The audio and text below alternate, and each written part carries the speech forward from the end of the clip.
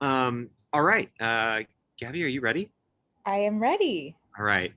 Welcome everybody to Civic Lex's redistricting workshop focusing on districts 2 and 11. My name is Richard Young. I'm the executive director of Civic Lex.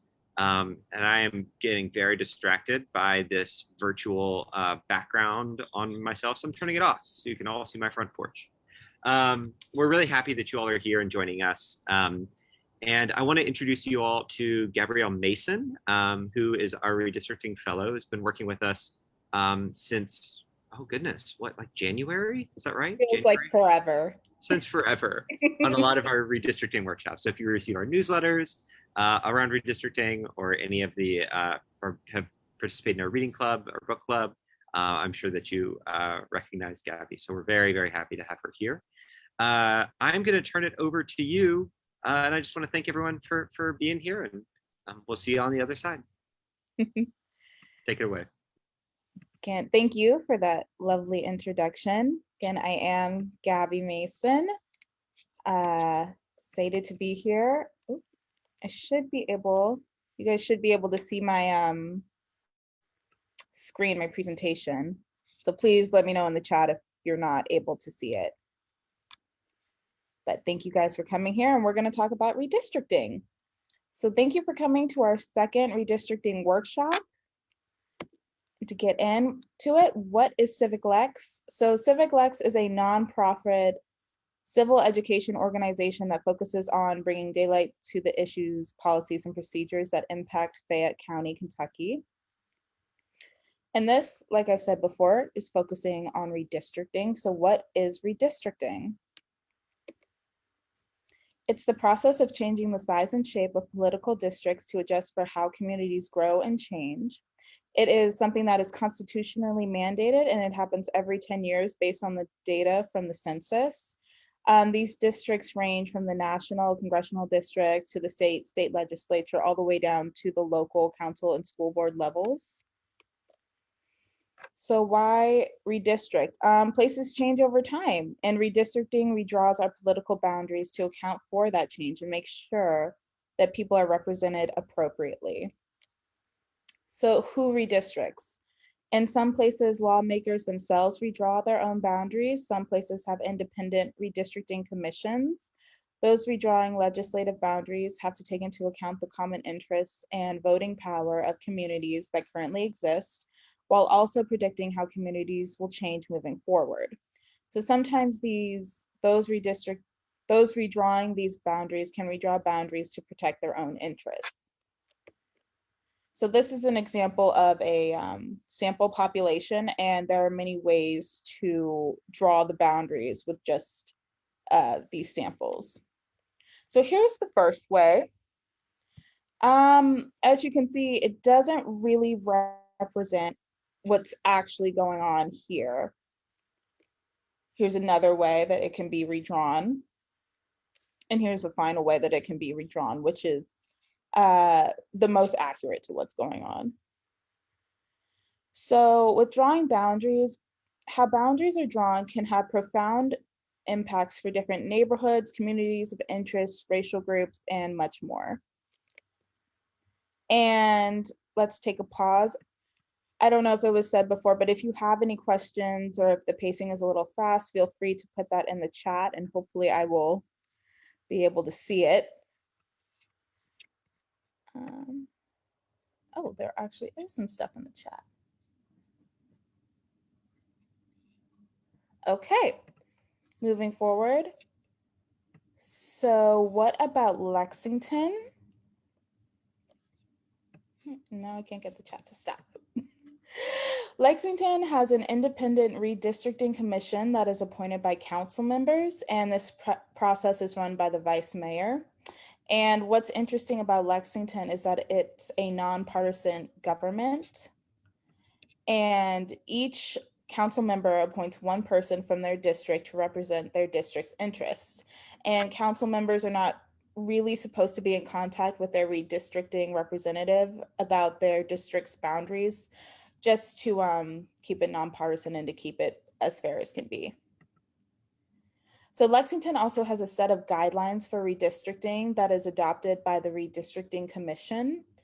These rules include recommendations for population count, the smallest units that can be changed based on voting precincts, not excluding sitting council members, not breaking up neighborhood associations.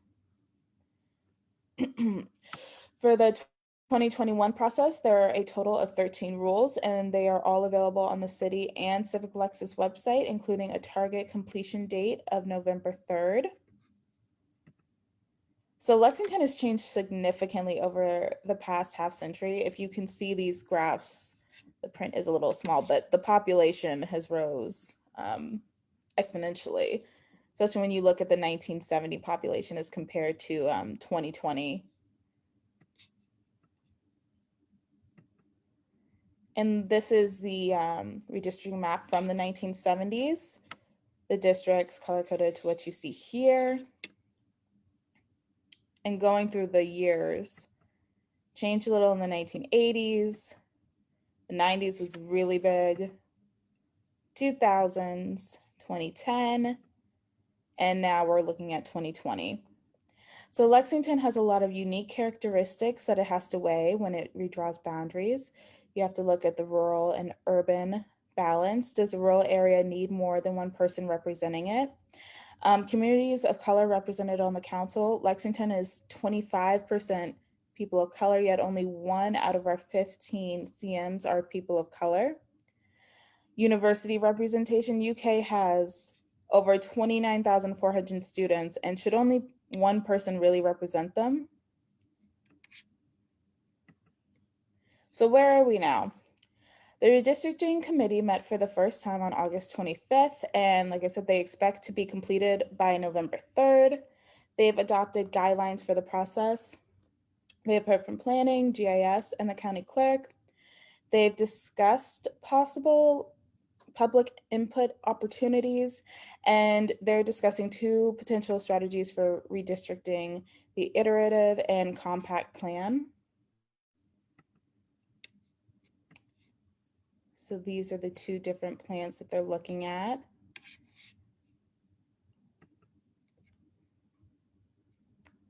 There's actually now a 3rd plan, the iterative 2. Districts 6 and 7 have grown over their threshold, and District 11 has grown under the new threshold. So they are determining how to shift that representation to the east. They've also discussed limitations of the guidelines. The compact plan would need to be vetted before being considered. Based on what you know, what do you think of Lexington's redistricting process? And you guys can answer that in the chat, and we'll take a couple minutes for that.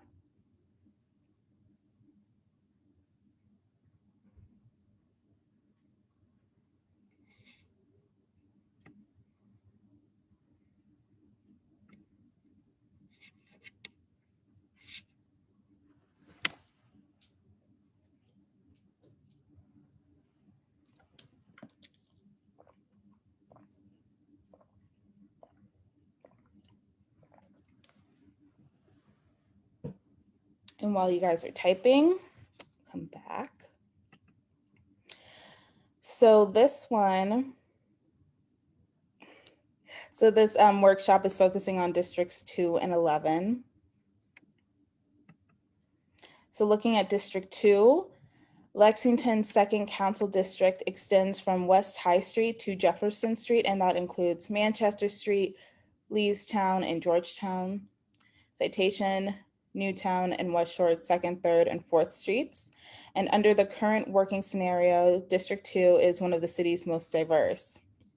So it has about 28,427 residents. And these colors are kind of similar, but it does have a high percentage of African American residents alone, as opposed to others. And since 1972, District 2 has grown significantly beyond its original position, which was mostly bounded by North Limestone, West Main Street, and North Forbes Road, and West New Circle Road. Significant expansions occurred in 1982 with the acquisition of Griffin Gate, in 1992 with Masterson Station and Manchester Street, and in 2002 with Meadowthorpe and Old Frankfurt Pike. Starting in 2002, the district lost much of the land of south of Griffin Gate and east of Newton Pike. So this is a map looking at 1972 of District 2. You can see it really expand in 1982, even more in 1992, 2002, and this is current District 2. Moving on to District 11. Lexington's 11th district is sandwiched between downtown Keeneland, the airport, and the University of Kentucky. District 11 is currently one of Lexington's most culturally and socioeconomically diverse districts. Residents, 24,822. About 14% African American, about 22% Hispanic Latino. It's very diverse. And since 1972, District 11 hasn't changed as extremely as some of Lexington's others. It has historically contained the neighborhoods of Meadowthorpe, Cardinal Valley, and Pine Meadows. In 1982 and 1992, it expanded into a triangle of land between South Broadway and Clay's Mill. Between 2002 and its current scenario, it lost the Meadowthorpe neighborhood to District 2 and some of the area between South Broadway and Clay's Mill, and gained land from Della Drive to south of Lane Allen. So this is District 11 in 1972. Not that much change in 1982, 1992, 2002. And this is currently what District 11 looks like now. So the committee members for these districts are Rock Daniels for District 2. They were appointed by CM Josh McKern. Committee member Christine Smith represents District 11, and she was appointed by Jennifer Reynolds. So do you all have any questions? Feel free to put them in the chat.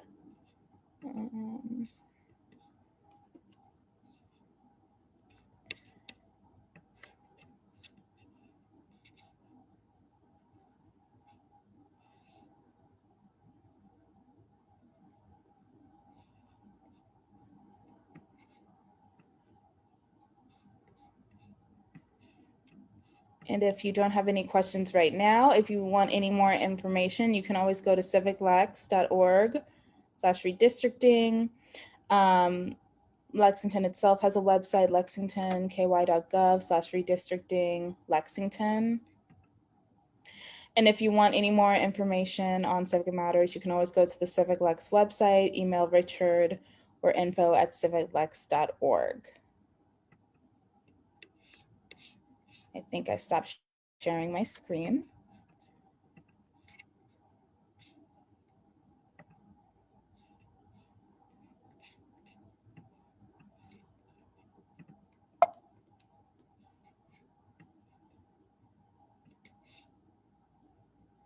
And I don't see any questions. So thank you everybody for attending. Again, if you have any questions, feel free to reach out.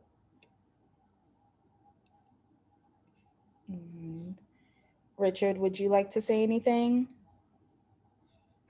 Sure. Thank you so much for that, Gabby. I do see a question in the chat from Alex Smallwood. How have the changes in the districts impacted their interests, business, and overall culture as they apply to the city? So, Gabby, I'm happy to hand that over to you, but I can also provide just like a quick thing from our perspective. I think that districts, significant changes to districts happen in between each 10 years, right? And so it's really important that those changes are fully taken into account and fully understood by folks that are on the redistricting committee. Who is appointed to the committee really can have a significant impact on the process. And so, I think it's it's almost difficult to quantify. Like I think about my district, District 1, and how much it's changed since 2012, and it's pretty considerable. And so I think it's really important to, especially in COVID, it's really hard to do this, but to try and include as many voices in this process as possible so that a wider perspective on how districts have changed can impact the process. There are other schools of thought that there should actually be less input, and the city has a lot of data at their fingertips to be able to sort of understand how those changes happened. But really, I think, I think it really, yeah. So I guess, Alex, this is a very terrible answer to your question, but I think in a lot of ways, it's really difficult to quantify how much these districts have changed over time. Is there anything that you want to add to that, Gabby? I think you gave a great explanation. Unfortunately, I can't see any of the chat, but from what you described, that's about how I would have explained it. Great. So, Gabby, I actually have a couple questions. I have a couple questions as a panelist for you. How do you feel like your understanding of Lexington's redistricting process has changed since you've sort of been involved in this work with us? Oh, I definitely say everything has changed. I don't know if this was in the introduction, but I'm actually a law student, and we do have election law at the University of Kentucky. And I thought that I knew quite a bit about redistricting, but the thing is, I think national coverage and state coverage is what people really focus on, and that's what they write the papers about, and that's what you study. So I thought that would be like, oh, I know this. Of course I know what local redistricting is, and it's so different. So I really had to put in the work to understand what actually goes on in local redistricting. Yeah, I think you said this in the presentation, and I think it's so helpful for folks to understand like how different our process is because of the nonpartisan nature of it, right? Mm-hmm. Like when we don't have political parties vying in this process, it really changes the outcomes. Yeah. Yeah. It looks like we have some changes, some changes. We have a couple of folks in the chat that Lakin says that they live in District 2 and have lived in District 11 last year.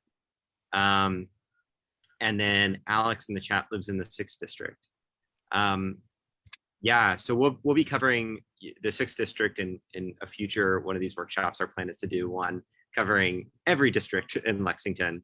But I'd be curious, to see how Lakin, who's lived in District 2 and 11, if you want to just weigh in the chat, how you've seen your district.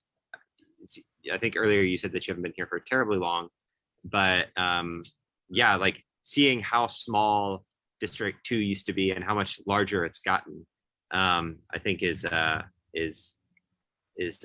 be curious to see your sort of response to that. One other thing that I think is really interesting about the process is that we have a fixed number of districts, right? So we only have 12 districts in Lexington, and that's not changed for decades and decades, right? So we're not adding new districts as we build new population. We're expecting those 12 people to continue to represent larger and larger groups of people. Yeah, so that's, I think, another challenge of our redistricting process. Gabby, as you look at, I know you've done a lot of research on, I don't know how this turned into a talk show, but it is. As you've done a lot of research on national redistricting, what do you see as some of the big challenges to their processes? There might be things we don't have to worry about quite as much. We already talked about the partisan issue. Gerrymandering is really big. I think what just happened in Ohio is getting a lot of coverage right now because I think it's. Can you talk more about what's happening in Ohio? I think I can. Let me bring up something so I can make sure I'm saying everything right. Well, while you're doing that, I'll pull up. There's a little bit of response in the chat. So we have Lakin, who says that they lived in District 11 for 1 year, right across from the community center that was being built. and that sort of shaped their impression of what the district was funding. So this is an interesting point that I think, so council members actually receive a very small amount of discretionary spending for their district. It's actually right around $10,000 that they have to work with for their district annually. So, I think a lot of times we sort of think that council members have like this massive amount of influence over and can like fund specific projects. And while they do have a lot of influence over their districts, their ability to actually implement things that aren't already in process in city government is actually quite limited.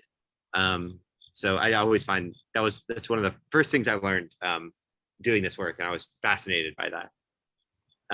Gabby, do you have that stuff on Ohio pulled up? I do. So what's Awesome. happening in Ohio right now, and fun fact, my sister actually lives in Ohio, so it's very excited. Awesome. So as of right now, there's been 3 lawsuits filed against Ohio redistricting plans, and those center on that they're diluting the voting power of Ohio voters. So I wonder if I can still share my screen. If not, that's okay.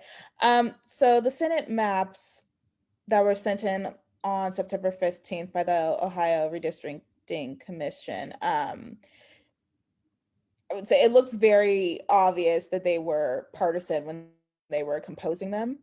And it was made in a way to maintain GOP dominance in the General Assembly without giving a voice to the people who would not have voted that way. So it's basically just taking away voices from people who were not with the GOP. And I think I can put an image in the chat if I just scroll down here. And there's also a link to the, I don't know if anyone other than me is interested in the lawsuit part, but I can also put the link there as well if anyone wants to check that part out. Let me see. Yeah, and I think like one of the things that's really fascinating is like because we don't have to contend with the because we don't have to contend with those sorts of political parties, it makes it a lot easier to do to have our process here. And there's so many reasons to love the fact that Lexington city government is nonpartisan. That's one of the big ones. Thanks for dropping that in the chat, Gabby. Alex said, "Is there a map of iterative 2 proposal, and could that be shared again?" That's a really great question. I actually haven't seen. I don't know if I've seen a copy of the map of iterative 2. One of the CivicLex staff members was in that meeting. Megan is saying in the chat that there might be one coming in a redistricting committee meeting on Wednesday. So there is a redistricting committee meeting coming up this week, coming in hot on Wednesday morning at 10 a.m. So the changes, Alex, that were between iterative 2 and iterative 1, and I'd welcome some more feedback from my colleagues that were in those meetings. But my understanding is that iterative 2 makes less changes. Iterative 1 is also iterative, but it's takes some sort of bigger leaps. So one thing, for instance, District 3, which is currently Hanover Grease District, will actually under iterative 1 would go all the way out to New Circle Road for the first time on the south side, which would be a very dramatic change. There are some other changes as well. But yeah, Kit says in the chat it'll be in the redistricting newsletter when we get it.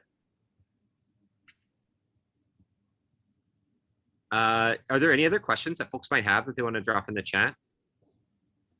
I'd also, last time we had this webinar, I wasn't sure if any of you all were here 2 weeks ago.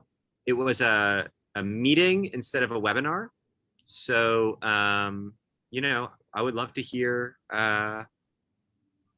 what you think, if you prefer this format or a meeting format where we can all see each other's faces. And it doesn't feel a little bit less like a talk show.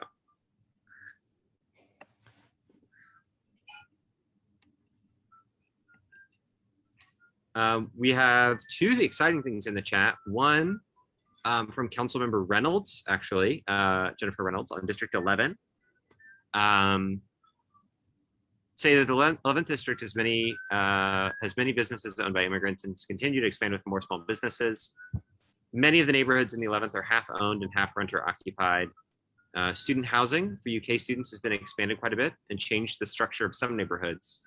And Versailles Road continues to be a main road in and out of Lexington, and obviously to the airport, and for those that are interested, out to Keeneland. A comment from Lakin in the chat. Overall, what is the consensus of the recent changes, motivations for District 2? My partner has lived here since he was young. He's spoken about how overwhelming the recent construction has been. STEAM Academy and shopping centers popping up all of a sudden, how often his family gets contacted about people being interested in buying out the houses in our neighborhood. So, you know, the redistricting process literally only controls the council boundaries. It doesn't necessarily control what happens inside those districts. So, you know, the big changes though that have happened in terms of like the District 2's shape is that, Gabby, can you screen share that like District 2 again? Yes. In this slideshow. And Megan kind of weighed in to Lakin in the chat, I think, is that there is also a lot of developable land in District 2. And that is right, like land that isn't in need of being redeveloped. Yeah, so you can see if you go, Gabby, will you go to the to 1972 on that? Yeah. So the big change, if you scroll down those, the big change happens right there with the expansion out into the rural areas where like near Bracktown, and then out Citation Boulevard, when all of Citation Boulevard started being, you know, came into effect, which is out near the Coldstream Research Campus, where UK and LFUCG just did this big land swap. And so what, yeah, and then you can see it sort of also getting a little bit of a carve out as District 1 starts to take some more of that area near the Lexmark facility.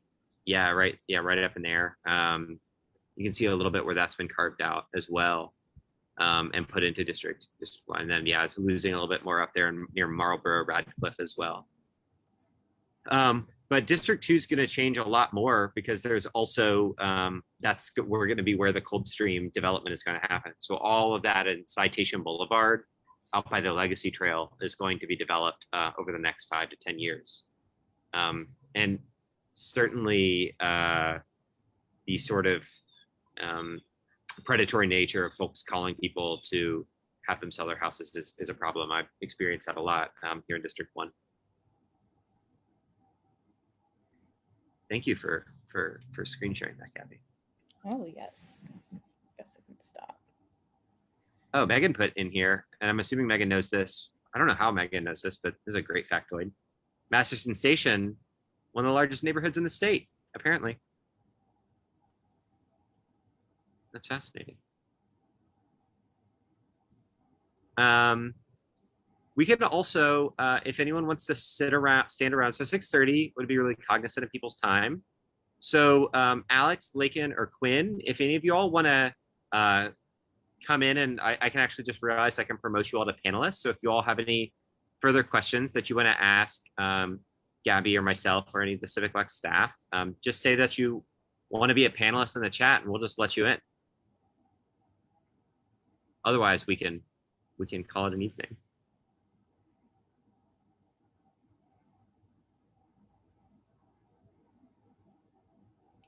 All right.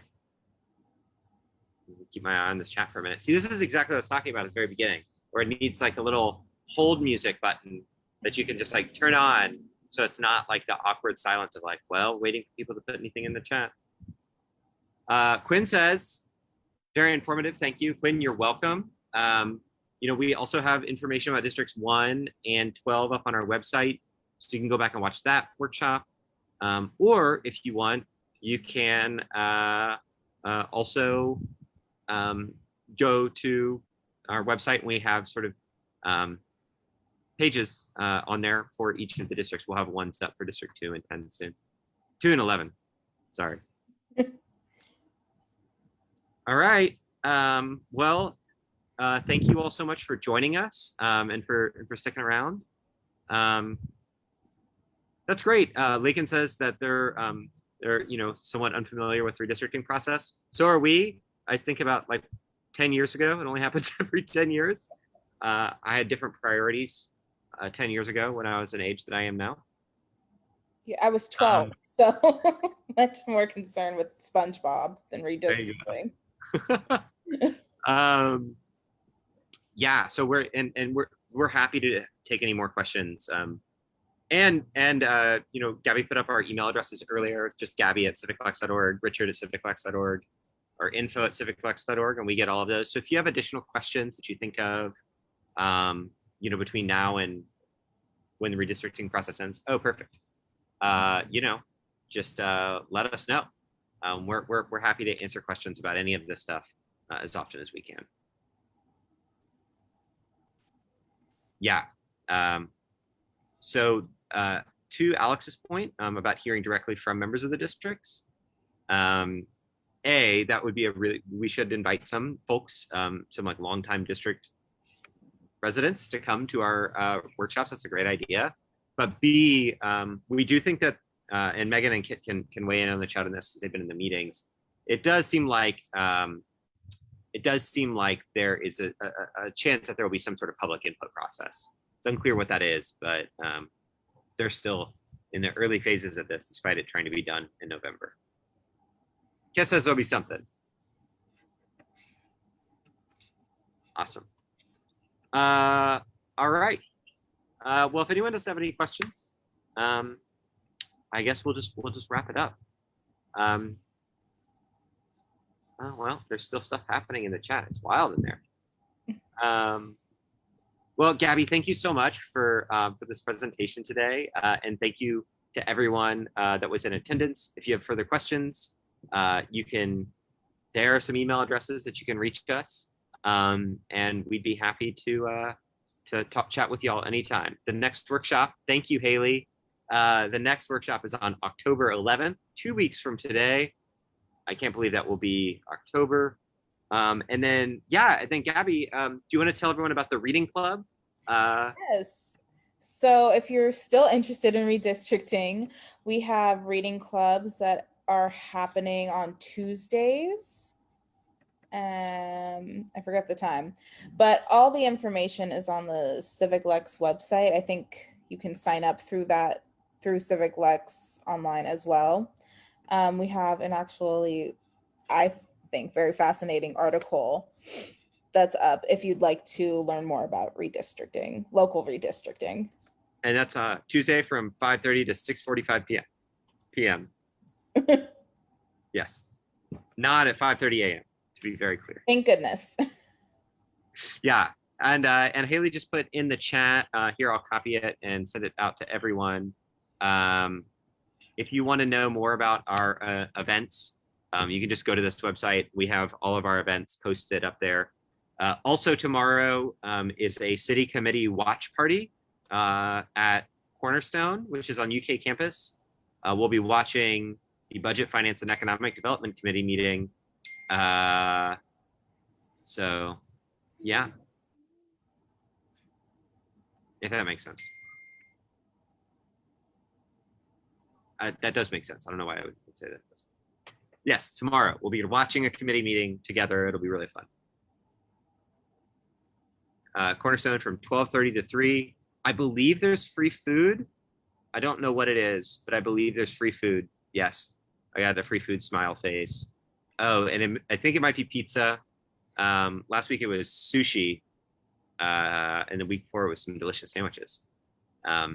So yeah, please come out, learn about how city committee meetings work, learn about redistricting, and yeah, if you all have any other questions for us, feel free to shoot us an email. Otherwise, we'll call it a night. Sound good to everyone? Gabby, sound good to you? Yeah. Awesome. Thanks so much for being here, y'all. We will, oh, sorry, one last thing in the chat. 10 a.m., there is a redistricting committee meeting, the city's redistricting committee meeting. I believe that is in the Phoenix building. which is on 101 East Vine Street, third floor conference room. So if you want to go to that, they're all open to the public, so anyone's welcome to attend. Although we seem to be, Civic Lex staff seem to be the only people that are there. So that's It's just such an awkward time, 10 a.m. People 10 are, a.m. It's brutal. yeah. It's brutal. Okay. For real now, thank you all so much for coming. And we'll talk to you soon. Thanks, Gabby. Thanks, everyone. Thank you.